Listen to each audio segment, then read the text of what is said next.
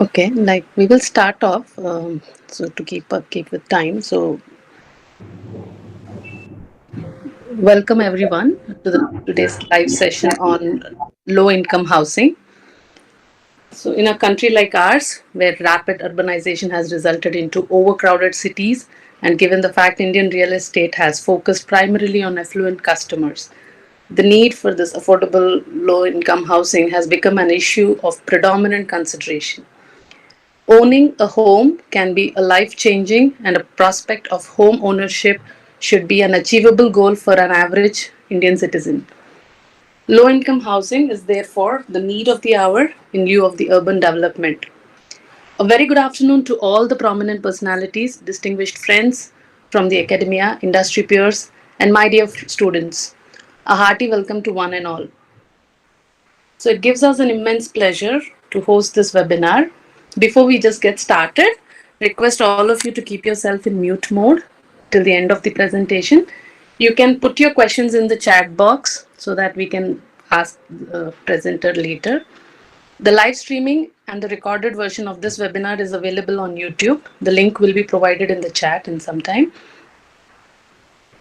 So now I request our Principal Director, Professor Dr. Architect Chandran Rekha D, ma'am, to inaugurate the session. Good afternoon to all present in this online forum. I welcome the speaker of the day, Mr. Manikandan from Institution Builder, Indian Housing Federation, and our co-partner architect Arundhati Seth, founder of design consultancy AA+D, and Dr. Gayatri Aditya Iranki, HOD Planning at our institute, and her team for taking the opportunity to organize such a valuable program as this, a talk on low-income housing, which will be highly beneficial to our students and the faculties in particular, and is a way forward towards solving future housing problems. Here is a short brief about our institution. NITTE School of Architecture, Planning and Design came to existence from the year 2016-17 and with BR program, and in subsequent year 2017-18, we were the first and the only institute to add B Plan program to the list of the programs offered by WITU. We rose above the requirement of the WITU and initiated number of student on-site programs and FDPs that are requirement of current times. Among these were the skill mapping orientation and training and SWOT to improvise the threshold capability of our students and to ensure our faculties are with current times. We initiated 3-tier proctorial system as review, mentoring, and remedial process, initiated summer and winter schools, and many such initiatives. Education at NITTE institutions is student-oriented and not educator-oriented. It is this that differentiates our institution from the rest of the others and exactly fits into the new NEP 2020. Our initiatives have helped us tremendously during even the pandemic periods. We are approved by Council of Architecture, AICTE, ITPI, and Government of Karnataka, affiliated to WITU and IIA, and have memberships with ISTE and GEM ASSOCHAM. We are also the only institute in India to have IIA Students Chapter and have student chapters with IGBC and GEM ASSOCHAM. Students participate in ANASA and NOSPLAN and have won many awards. We have a student council of 52-member body which participates in deciding many of the open projects and programs between architecture, planning, and the rest of the fraternity in the technical open hub of NMIT campus. We have number of research scholars, doctorates, and postdoctorates. Our faculties are from renowned institutions such as IISc, IIT, NIT, UC Berkeley, University of Denver, Cornell, Penn State, and University of Wales. Our faculties received Bhavan and other fellowships for researching. We have faculties who are specialized in real estate development and housing, architectural construction project management. Hence, we are open to any collaborative projects and researchers and can collaborate with bodies as such.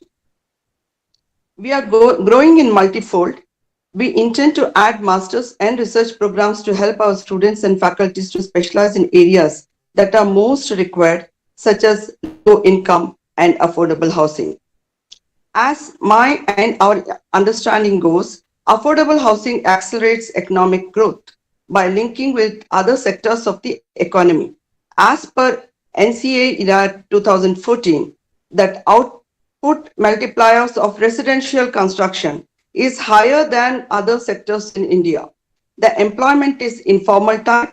The direct employment linkage coefficient of residential construction is highest among all sectors.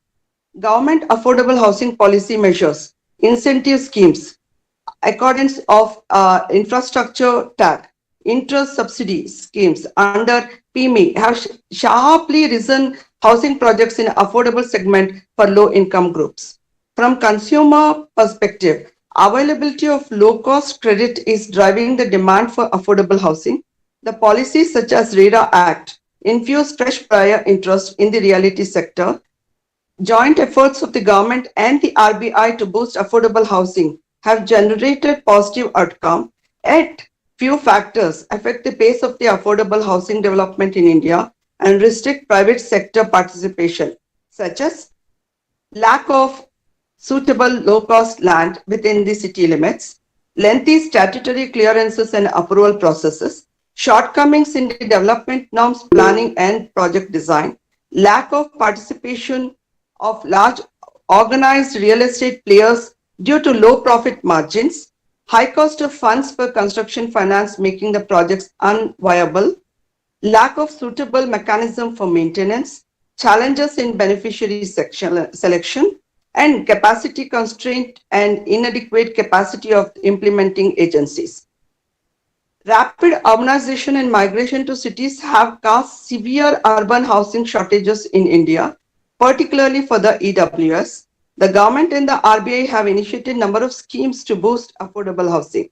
While loan disbursement, launching of new projects in the affordable housing segment have risen sharply from 2016-17, there is increase in non-performing housing loans in the lower slabs of home loans. This pandemic has added more to it. Credit linked subsidy schemes is effective in improving the housing affordability of EWS unless land in the urban areas is unlocked for development of the sector. Unless these challenges are addressed, creating 2 crore homes may be a distant dream. We would like to hear from Mr. Manikandan more on these and possibilities of finding rightful solutions to meet our distant dreams of 2 crore homes. With this, I request Architect Arundhati and Dr. Gayatri to take this program further. Thank you. Thank you, ma'am. I would now request Arundhati Seth to introduce Manikandan sir. Good afternoon, everyone. Thanks, Director Madam, Dr. Gayatri, and NITTESAPD for hosting the webinar series.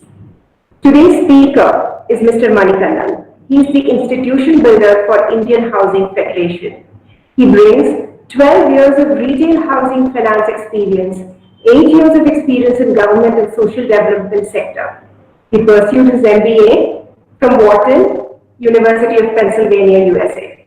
Mani was my colleague from Ashoka, where we were working on the Housing for All program, which was then successfully launched as IHF in 2015. He was also a consultant at World Bank, where he worked on projects in Indonesia and Bangladesh. Mani believes if all stakeholders join hands together, the challenges faced by affordable housing in developing countries can be resolved. Without further ado, over to you, Mani. Thank you, NITT and distinguished people in the session. Thanks for the opportunity. Without spending too much time, I'll straight away dive into the presentation, and at the end of it, we will take the questions. I'm sharing my screen.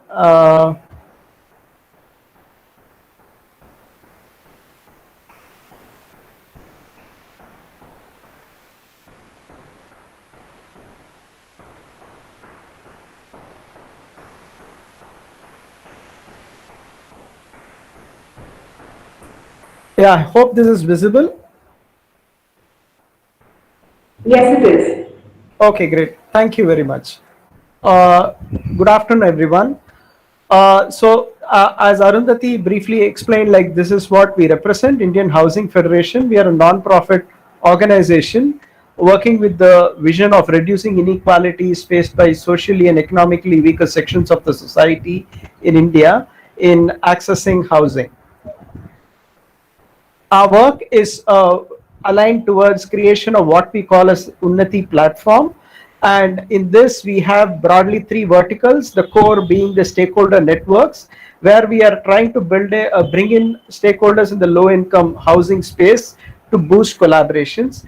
To support them, we would do field engagements, which would be providing implementation support for government and non-government partners to help the achieving the goal of housing for all. In addition to this, we work on the applied research vertical, which would identify information gaps and would kind of create a knowledge hub for the low income housing space. Now, the first point which I would like to explain is what we call or what we mean by real housing. Now, unfortunately, in the narratives of housing, it always goes into number counting of how many houses were built and how many houses need to be done. But then, in the larger scheme of things, what we need to understand is the real housing means it kind of starts with access to livelihoods, basic civic infrastructure, market and social infrastructure, mobility, and then four walls and a roof. Now, when we talk about housing, we talk about real housing, which kind of includes all this. Though, for all practical purposes, we would talk about getting the housing done, but we are also conscious that all these components need to be built together to really achieve success in the real housing space. Now, when we talk about housing, it is not a black and white, 0 or 1. It is kind of a continuum. Like all these options kind of coexist. On one extreme, we talk about homeless people and the need for providing shelter, transitional housing. There is social housing. Then there are affordable rental and home ownership options. And then on the other extreme, we have pure market-based rental and home ownership. Now, this is another narrative which kind of gets confused when we talk about housing, because housing usually is made synonymous with home ownership. But then, at least in IHF or in the narratives which we try to build, we respect both home ownership and rental housing in equal measure, and we clearly understand that each has its own pros and cons. For example, home ownership has better permanence or like lesser uncertainty, which means that all this variability of the landlord coming in and like having to vacate and things like that, the uncertainty is reduced. It gives social status to the family. When family gains home ownership, it also becomes a financial asset which can actually improve the comfort of the family in terms of their financial security and also open up other opportunities. And more importantly, it also helps family to incrementally invest and improve their housing condition over a period of time. On the other hand, when you see rental housing, it kind of gives flexibility in terms of mobility. In the current scenario, when like jobs are mobile, like people need to move from one place to other, or even from within the city, from one part of the city to another, like rental housing is a great option because one is not tied down to one geography. And more importantly, from the affordability point of view, in the short and medium term, rental housing definitely becomes more affordable compared to home ownership. So it is more the need of the family and the situation of the family which should determine what kind of housing they get in. But in the larger scheme of things, the larger goal should be to make good quality housing available to families across the spectrum, either on ownership basis or on rental basis, depending on the need. Madam actually touched upon some of these aspects. I will try and explain this in the subsequent slides to really build a case for what are the issues in the low income housing space. As we know that population is increasing, like we are urbanizing as a country, And in this aspect of urbanization, there are a few challenges which we really encounter, and that is what we need to tackle and manage. There is this whole issue or narrative around real estate and how we are trying to distinguish it from real housing. We did see about what are the issues on real housing, as I explained in my earlier slide. Real estate also, like in some sense, look at financial investment. It brings about economic activity into cement, steel, construction industry. It kind of brings in into large amounts of cash flow in the banking system. It also creates jobs.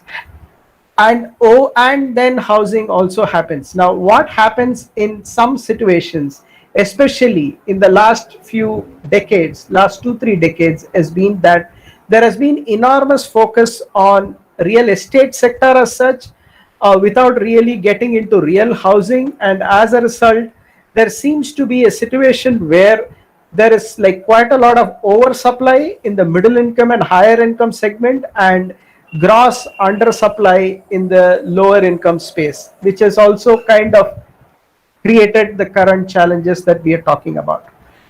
Urbanization, we do not have to kind of delve deep into this because it's something which is given. We are as a country moving away from agri based economy to a services based economy. At this rate of growth, we will be at 40% urban and 50% urban by the year 2050.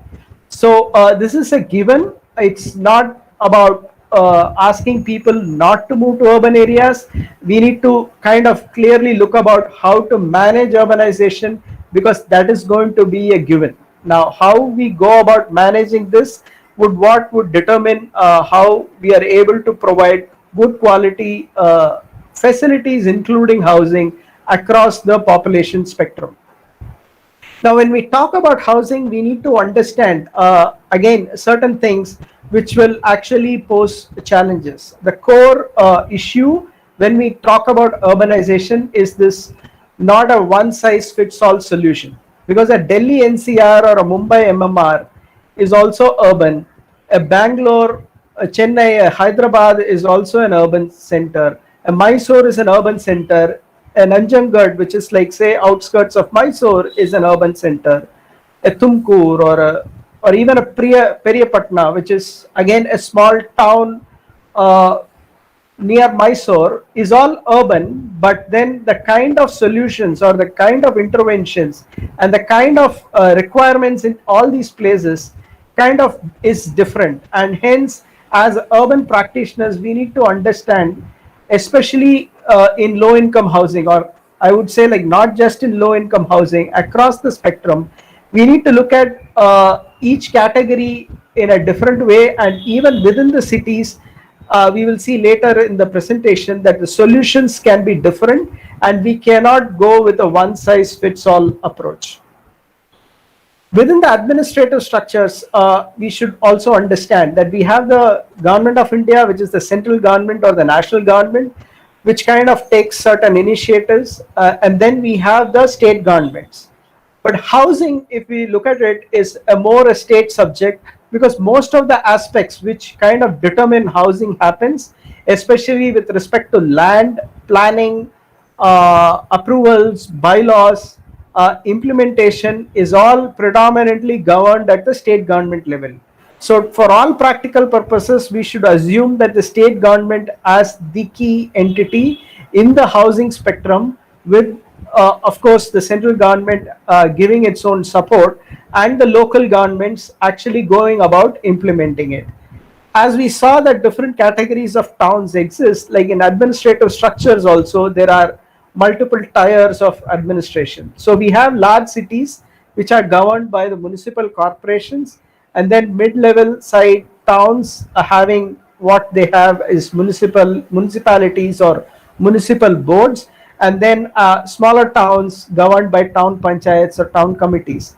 Now, from the definition point of view, from the government side, and for all other purposes in terms of interventions, these three categories of administrative structures will fall under urban, and everything beyond that, which will pretty much comprise all the villages in the country, will form the rural.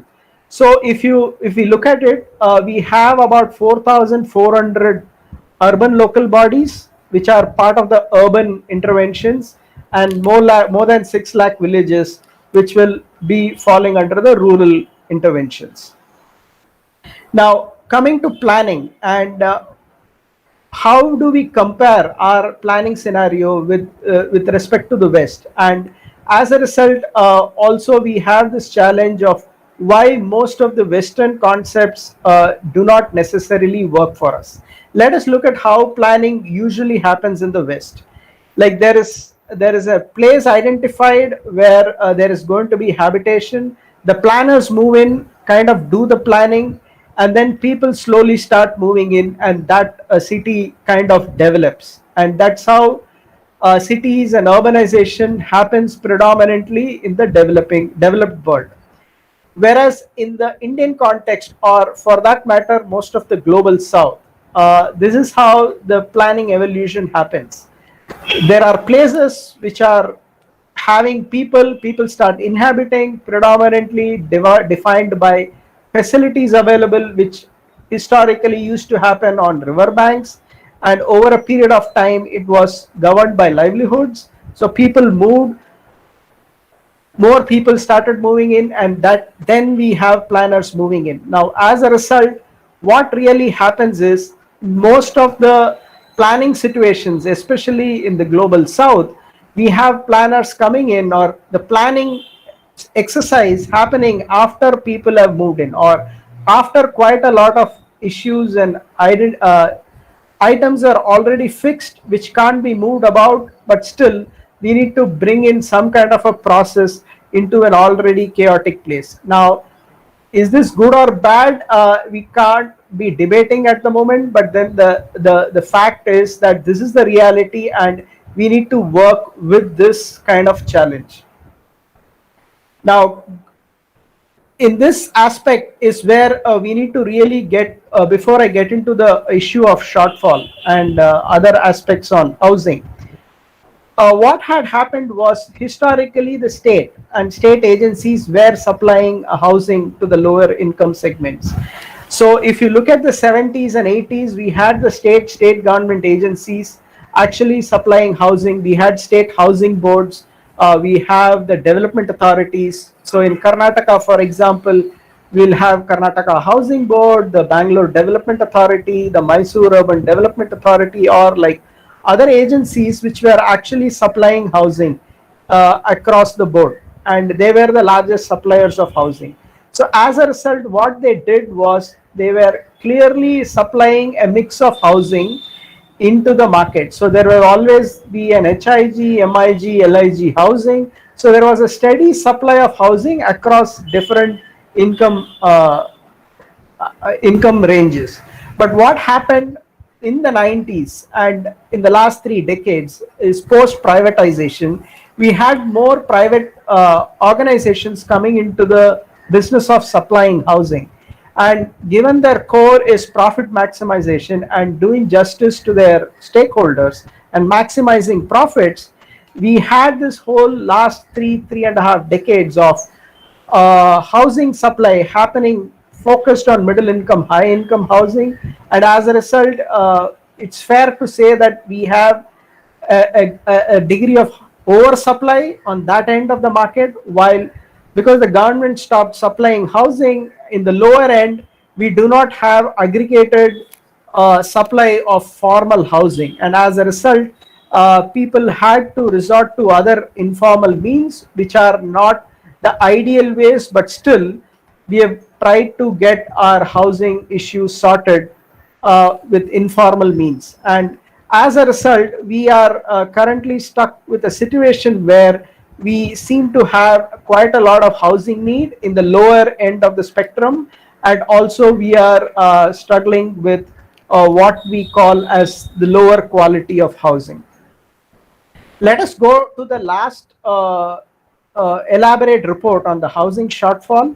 So this was a technical group in 2012. They came up with this number of 18.78 million housing shortfall. But if we see that in this 56% of the shortfall was in the economically weaker section, and 40% of the shortfall was in the lower income group, and only about 4% of the shortfall was in the MIG and the HIG segment. So this is the summary of that report. But the interesting point to note is 15 million of that 18.78 million was shortfall was on account of congestion, which is basically it's not about people without a roof over their head, but then we are talking about housing which is kind of low quality, or like more people are living within the space which they are already living in. Now here is where unfortunately I think we have kind of shifted our focus into what the real problem was. So if 15 million housing was on account of congestion, maybe we should have looked at other means of solving the congestion issue, which is providing additional space or providing ways and means in which the congestion could have been resolved, and not just blindly go by the top line headline of okay, 18.78 million housing shortfall, which means we need to build 18.78 million houses. If we need to build 18.78 million houses, the government cannot build, so let the private sector come in and build all those houses. Maybe I think we kind of erred in our interpretation of what this report really was conveying, and as a result we ended up building houses in a spectrum, in the income spectrum, which is definitely not meeting the affordability segment. As you can see here, 96% of the shortfall, or the income definition when TG12 happened, was EWS was 1 lakh and LIG was 1 lakh to 2 lakhs. So we were talking about sub 2 lakh income range and 96% of the shortfall, whereas the supply was predominantly happening at higher income segments. So here is the income pyramid, if we can call it that way. Like the higher end of the spectrum, what you see on the right is the Pradhan Mantri Awas Yojana definition of incomes, which came up in 2015, where the economically weaker section is defined as families earning an average income of less than 25,000 per month. LIG, lower income group, is 25,000 to 50,000 or less than 6 lakhs per annum. Then we have 6 lakhs to 18 lakhs as MIG, and above 18 lakhs is HIG. So we have the higher end where the shortfall is close to nothing, which is serviced by the private sector. The lower income group to some extent is still serviced by the private sector, but then the real demand or the real shortfall, which is in the lower end, needs to be serviced, or as such not being serviced by the private sector. Now here is where we need to also look at the lower end and see the pyramid within the pyramid, right? Like, so it is not that all EWS is one category. So even within that there is a range, which I'll explain in my subsequent slides. Here it's pertinent to note that the government of India came up with this flagship program for housing for all by 2022. The urban mission, Pradhan Mantri Awas Yojana Urban, was launched in June 2015, which is predominantly working on home ownership. Earlier this year, as part of the Atmanirbhar Bharat package, the affordable rental housing complex was introduced as part of the PMAY urban mission to promote rental housing, and an equivalent scheme, the Pradhan Mantri Awas Yojana Gramin, was launched in 2016 to take care of the housing gap on the rural side. Now I have tried to map the lower pyramid, the EWS section of the pyramid, with the interventions in the Pradhan Mantri Awas Yojana. So if you look at the higher end PMAY performance, out of a validated demand of 1.12 crore, the current numbers are at 1.07 crores. Now in this, if we see the higher end, which is the credit linked subsidy scheme or the interest subvention scheme, it is about 11 lakhs. The next category which we are talking about subsidized housing, the equivalent is affordable housing in partnership, which is like new housing happening in the peripheral of the city. It's about 25 lakhs across the country. A level lower, which is subsidy for self-built housing. Someone has a piece of land, wants to build a house, which in the PMAY, it's called the beneficiary-led construction. There is about 65 lakh numbers out there. And then the lower end, which is like the slum redevelopment, rehabilitation, government-supported welfare housing, the real lower end vulnerable sections of the society. The equivalent schemes are in situ slum redevelopment and night shelters and other kinds of government supported welfare housing. So this is how the PMAY numbers stack, the urban numbers stack with the lower income pyramid. So this is going to reiterate the earlier point which I made, which is like it is not one solution fits all. So there needs to be different solutions happening at different levels of the economic pyramid or the local conditions and the family's requirement of needs, and then provide suitable solutions. And that is the great thing about PMAY, where there are multiple options which can be customized depending on the family's requirement. But then this is on one end, which is the shortfall. But then what does the family require? The family needs a reasonably good house to stay at reasonable cost to acquire, which will give them like good quality living. Now that is what is the need. But when we look at want, it kind of becomes slightly more aspirational, which means that I would want a very small compact 2 BHK in the heart of the city, right? Like, which would probably be the want of most of the people aspiring for whatever housing.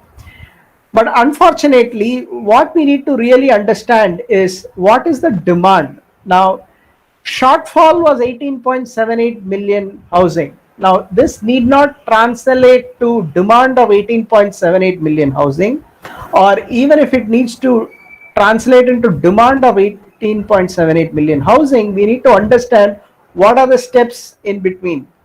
The steps in between are three important steps. One is the ability to pay. We need to understand that almost all these housing options are not free housing options. These are all partly subsidized options. So the family needs to have the ability to pay the balance money. Second is the intention to pay. Like, even if the family has the ability to pay, do they have the intention to pay? Like, do they want to buy this house which is getting built in the outskirts of the city and relocate to that place? Because remember, we are not talking about families without the roof over their head. They have a roof over their head, which is considered low quality, but who decides that low quality housing? Which means it comes down to the overall value proposition. The family which is living in a congested house, in probably the closer to their work in the heart of the city, and they are getting a housing supply in the outskirts of the city, and they need to take a loan or they need to pay a few lakhs to get that house and then commute that many more hours to in search of to access livelihood. So how do they compare these two housing options? So maybe the family would decide that at this point in time it is better for them to continue living wherever they are living, which means the supply of house which happens in the outskirts need not necessarily translate into demand. Now, where we are kind of missing the gap is exactly here, that what we saw was the shortfall number 18.78 million, and then we went about trying to build that many houses without really understanding the demand. Now, demand, if we had understood, we would not have had all this unsold housing stock, because we had supplied housing, we continue to supply housing at the higher end of the income pyramid, where the first point here, they just don't have the ability to pay for those houses. Or even if they have the ability, like maybe the third point, they don't really see value in paying that much and acquiring a house wherever it gets built. So we need to really understand the gap between shortfall, need, want, and demand before we really plan for housing at scale. Now, when we talk about these, as we discussed ability to pay, we need to understand what is the cost of housing. And this I'm talking about real absolute value terms. I'm not talking about the effort of the family, the time taken for travel and things like that. So we need to understand cost of housing broadly includes land cost, construction cost, charges and duties and other costs. Now here again, we need to understand the nuance. Like if a family has a piece of land and it has only a low quality house, now what they would require to improve their quality of housing is to augment their ability to construct a better house, which means they would not incur a land cost. Now, this is relatively easier compared to a family which does not have access to even land. They are a renter or they are landless, recent migrants into cities, so they have not invested in land. And if a housing needs to be supplied, we need to supply both the land and the house, which kind of makes the cost of housing substantially higher. Right now, when this happens, we need to understand that the cost of the house need to be met by someone. Now in this case it will be the government if it's giving any subsidies, plus the family which needs to bring in its own contribution. Now under PMAY, for example, there are quite a lot of subsidy options, but we need to remember it's not a free housing scheme. It is a part subsidy, and when part subsidy comes, the balance need to come from the family's own contribution. Now, if you look at the own contribution, it can broadly come from three sources. One is the family's own savings, second is a contribution from relatives and friends, and third, if this is not sufficient, they need to go for accessing loans. Now, the own contribution will come from these three sources. Now, the real issue will start as we go down in the income pyramid is that the options from these three sources becoming more and more difficult. Like the savings will be less, contribution from relatives and friends will be lesser, and availability of loans, especially in the lower incomes, when the incomes are from informal segment, becomes more and more difficult. So as we keep going down the income pyramid, in the lower income housing space, the affordability issue becomes a problem, and which is where things become much more complicated. Now, when it comes to supply of housing or the forms of supply of housing, we should again understand no one size fits all, right? Like large parts of the country, but for the large cities, still continue to supply housing in a self-built manner. Housing gets built over a period of time. Now they start with the small core house and then add additional rooms, and over a period of time, as the family grows or their income capabilities grow, they can add an additional floor, and that is how the housing grows. Now this is still continues to be the largest supplier of housing in the country, but for the large cities, this is the go-to option. When we come to the larger cities, because of what factors which we have already discussed, unplanned growth, people coming in before planning happens, we have quite a lot of undeveloped settlements, which are also called in some places the slums, which require development which needs to happen in a smart and efficient manner. So we may not be in a position to provide housing for all such places in a self-built horizontal manner. So we may have to go for medium-rise housing, which will lead to brownfield housing, which there are models which happen in like real high-rise formats, like medium-rise walk-up formats, or even brownfield can happen in a horizontal manner. It is about how we go about planning, what kind of viability options, how many families, what kind of density needs to be planned. And then of course we cannot discount greenfield new housing, because as we are speaking, we have already seen urbanization is happening, migration is happening. So every urban area needs to increase the absolute number of housing, and to that extent we have no choice but to give new housing in the greenfield manner as the cities keep growing.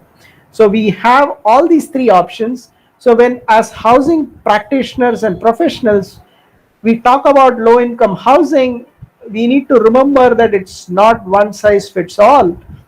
It is very contextual, it is very city specific, it is very local market specific, and it is very need demand specific, that we need to get the housing solutions going. Last but not the least, a very important point, and I think including us as practitioners, we have been culprit on this aspect, that considering all these challenges in the low income housing and the numbers and the affordability and the challenges with availability of land, policy, schemes, implementation, and the enormity of numbers, uh, unfortunately the narrative around sustainability on all these kind of takes a backseat. Like, this is a classic demonstration that even in this presentation we have this as the last slide, right? So but then as young professionals, we definitely request you to look at this aspect of low income housing, which means you need to look at material, you need to look at design, we can look at construction practices and technology, right? And again, unfortunately, the myth around this is like anything sustainable comes at a price and it can increase the cost, and affordability is a challenge.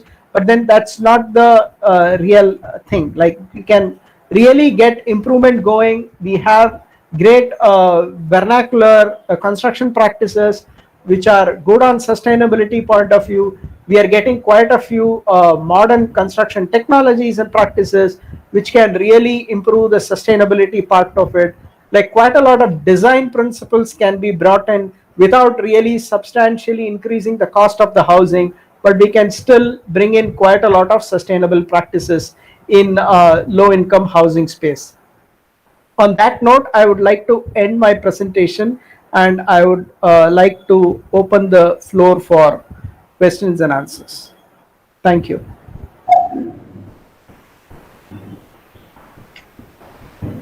Thank you, Mani.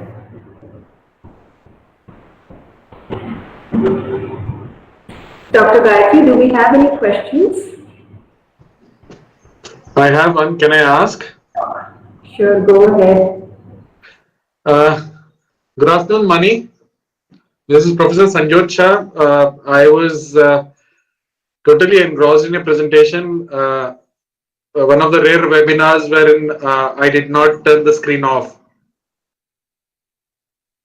But this made me think. I just thought of putting a question. Do you really think affordable housing is the answer to for housing for all?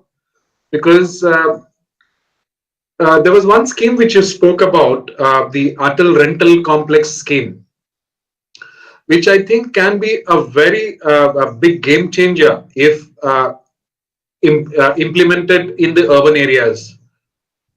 So that'll burden the cost of owning a house for the lower income strata. That is, to be more specific, in the L4 and L5 category of your EWS pyramid. Great, sir. Actually, there are two parts to my response to this. The first part is aspiration. You and I live in our own house. Our aspiration is home ownership. Social status come with home ownership, and hence the dream is for home ownership. Now that's the reality, and we need to accept that. And hence we cannot live, or we cannot use home. We cannot live in own houses and preach that people should look at rental housing. Which is the aspiration. So we need to respect that. In terms of a more logical, analytical response to that, from the economics point of view, rental housing per se does not seem to be economically viable, and I'll briefly explain to you why. Take the house wherever one is living and compare if you have to buy the house today and pay an EMI, what would be the EMI you would pay for your house? And if you have to live in rental on the same property, what would be the rent you would be paying? Now, rentals will definitely be lower than the EMIs you would be paying for the very same house, right? Like, because you're talking about the future value of the money, the appreciation of the property, and hence you are willing to pay a higher EMI. But then when you look at rental, so the absolute numbers look something like this. The cost of producing the house is upwards of 10% in terms of cost of money, and the rental returns are below 5%. Now, in that scenario, if you are, whoever it is supplying housing for rental, you can imagine that they are making a loss in the initial years, because they would have been paying a higher interest and their rental yields would not even cover their cost of borrowing to get the house built. So in absolute economics, in an Indian scenario where the interest rate regimes are very high, we cannot build economic models which will justify rental housing and rental yields.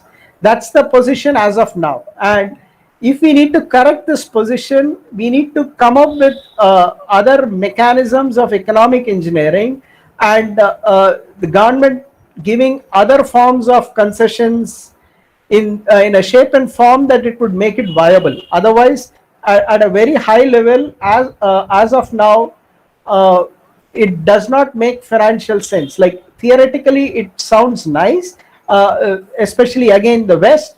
It seems to be working, so we would also want something like that. But then we need to understand the rate of interest in the West is sub 5%. Their cost of money is sub 5%, and here we don't get any money less than 10%. So straight away, it makes a very simple economic model of rental housing unviable. Excuse me, sir, can I just touch upon one of those points that you said? You brought up looking to the government to solve these issues, right? And I think that is the first thing that we have to step away from. And I'm being very frank here, because the problem is, if you keep looking to the government for the answers, what is the private sector going to do about this, right? Because the private sector is the one who has to help grow this market, right? You're talking about, okay, the Western scenario where, okay, you're saying sub 5%, that's how the bubble was created. That's what caused your 2009 crash. So we've seen that model itself was a flawed one, right?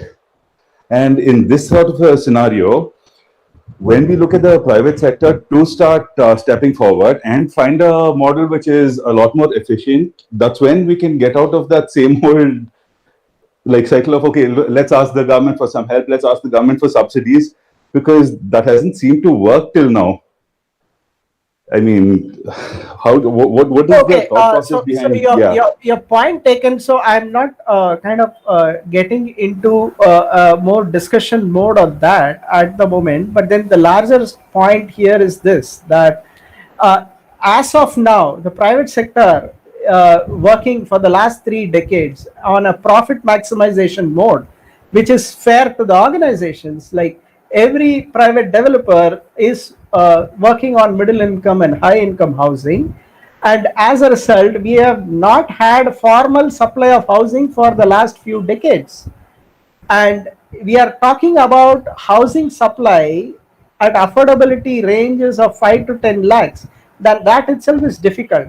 Now, if you look at the way in which markets can supply housing, it looks like at 2,500 or 3,000 rupees per square feet, you cannot supply anything below that.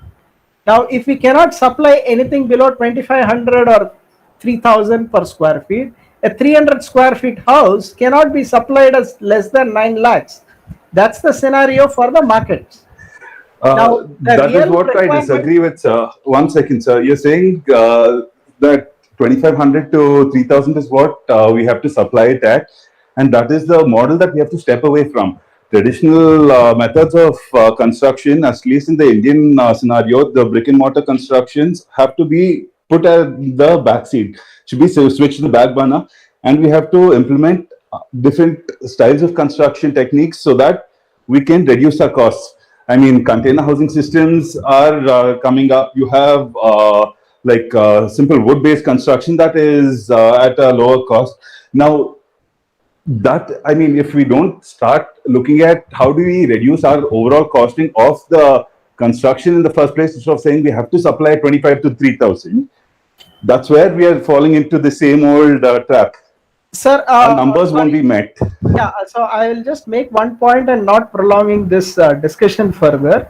It is not about while construction cost can be reduced and it can be reduced using these techniques, the real fight is on how do we get the land done, right? Like, so if the middle income and high income are not going to embrace any of the techniques which you are going to suggest, including if the middle income and higher income are not going to live in container kind of housing or wood based housing, and if the middle income and high income will want to go for not just that, sir. Light steel structures are available right now. Light steel reduces the cost of construction. Please get into middle income and high income housing. Even for middle income and high income, not forget high income. At least we'll talk about middle income. Middle income also up to G+2 structures. We can still use light steel structures for construction with drywall techniques, which actually reduce our overall costs. And we are not moving to these techniques. Why?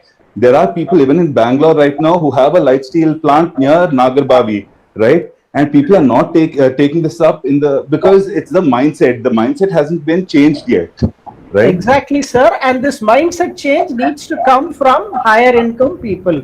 Like higher income, middle income need to embrace these newer technologies which are more efficient and sustainable, and it will go down to lower incomes.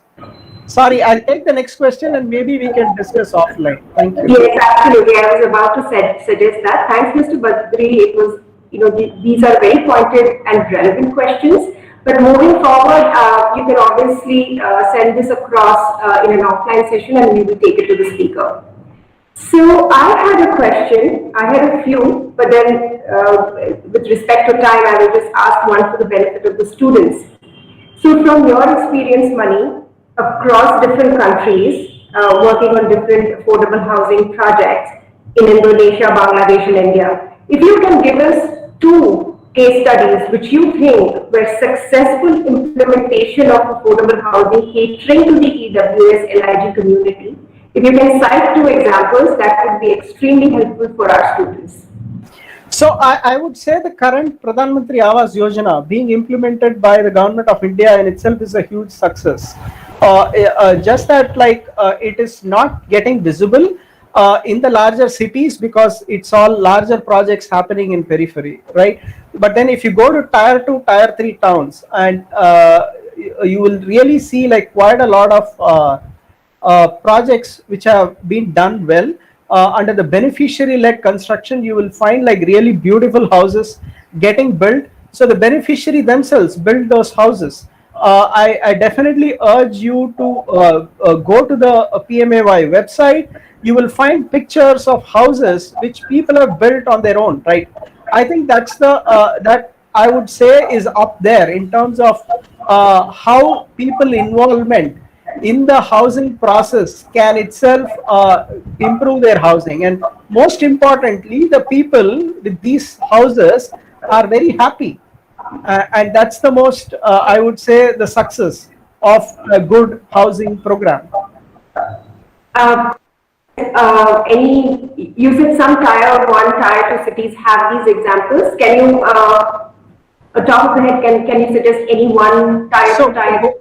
Yeah, so go the Jharkhand, Uttar Pradesh, Tamil Nadu, and to some extent Karnataka as well have done good projects in terms of beneficiary-led construction.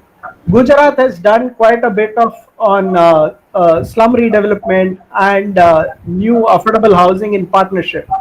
So you will find quite a lot of, and Karnataka has quite a big plan on how to go about doing this, and they are also catching up in some sense.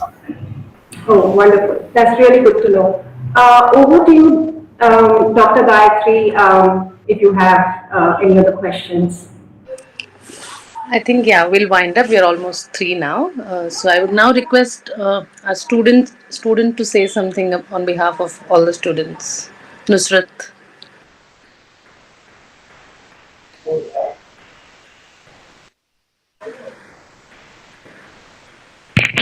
Good afternoon, all. This is Nusrat Sultana from 4th year Pre-Plan.